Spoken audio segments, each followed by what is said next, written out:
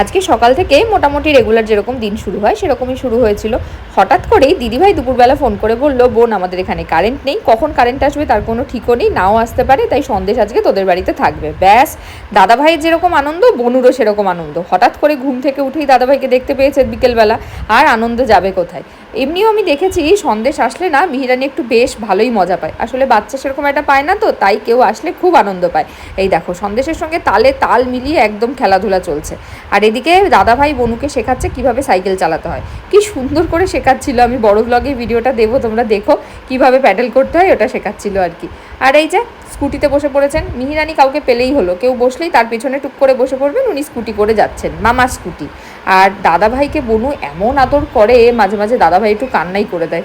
আমার নিজেরও মাঝে মাঝে সন্দেশের জন্য একটু খারাপই লাগে, মানে ঘাড়ে টাড়ে উঠে পড়ে একদম। যাই হোক, অরিন্দম চেম্বার থেকে আসার পরে দুই ভাই বোন যেই অরিন্দমকে পেয়েছে আর তো ছাড়বে না, দুজনে মিলে বেশ অনেকক্ষণ অরিন্দমের সঙ্গে খেলাধুলা করলো।